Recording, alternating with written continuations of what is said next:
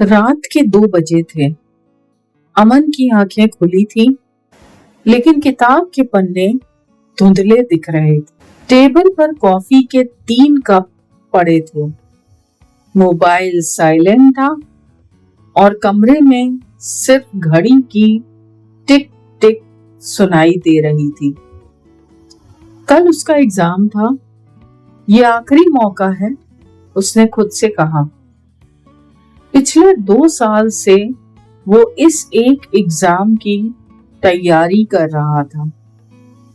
घर वालों की उम्मीदें, दोस्तों की तुलना और खुद का डर सब एक साथ सिर पर चढ़ चुका था। माँ रोज कहती थी, बस इस बार अच्छा कर ले, फिर जिंदगी सेट है। पापा चुप रहते थे, लेकिन उनकी खामोशी ही सबसे बड़ा दबाव थी। अमन ने किताब बंद की। कुछ भी याद नहीं हो रहा। उसने माथा पकड़ा और कुर्सी से पीछे झुक गया। अचानक मोबाइल में नोटिफिकेशन आया। रवि, भाई तू पढ़ रहा है या सो गया? अमन ने रिप्लाई किया, नींद ही नहीं आ रही। रवि ने तुरंत कॉल कर दिया, भाई इतना टेंशन मत ले, जो होगा देखा जाएगा। अमन हंसा, तू नहीं समझेगा, मेरे लिए ये सब कुछ है। सब कुछ?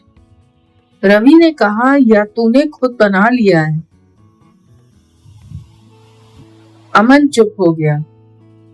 कॉल कट होने के बाद उसने खिड़की खोली। ठंडी हवा अंदर आई, पर मन और भारी हो गया। उसे याद आया स्कूल के दिन। वो टॉपर नहीं था, पर खुश था। अब वो पढ़ाई में अच्छा था, पर खुश नहीं था। सुबह 6 बजे तक उसने पढ़ाई की, फिर बिना सोए एग्जाम सेंटर पहुंच गया। हॉल में 200 स्टूडेंट बैठे थे। सबके चेहरे पर एक ही भाव, डर।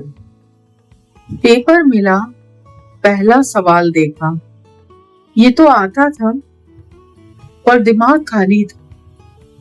हाथ कांपने लगे, क्या हो रहा है मुझे? उसका दिल तेजी से धड़कने लगा। सांस तेज हो गई। उसने चारों तरफ देखा, सब लिख रहे थे। मैं पीछे रह गया। उसके कानों में आवाज गूंजने लगी, फेल हो जाएगा, सब निराश हो जाएंगे, तू कुछ नहीं कर पाएगा। अचानक उसे लगा जैसे कमरा घूम रहा है। उसने आंखें बंद कर ली। तभी एक आवाज आई, अमन। उसने आंख खोली। सामने कोई नहीं था। फिर आवाज आई, इतना डर क्यों रहा है? अमन ने इधर उधर देखा। फिर उसे खुद ही की आवाज सुनाई दी, तू पढ़ा है, फिर भी डर रहा है, क्यों? अमन के हाथ धीरे धीरे शांत होने लगे। अगर फेल हुआ तो क्या? उसने खुद से पूछा। तो क्या सच में जिंदगी खत्म हो जाएगी? पहली बार उसने ये सवाल ईमानदारी से सोचा और जवाब आया, नहीं। उसने गहरी सांस ली। पेपर दोबारा देखा। इस बार सवाल वही थे, पर नजर अलग थी। उसने लिखना शुरू किया। धीरे धीरे दिमाग खुलने लगा। जो याद नहीं आ रहा था वो भी आने लगा। 3 घंटे कैसे बीत गए उसे पता ही नहीं चला। एग्जाम खत्म हुआ। बाहर निकलते ही रवि मिला। कैसा गया? अमन मुस्कुराया, पहले खराब, फिर ठीक।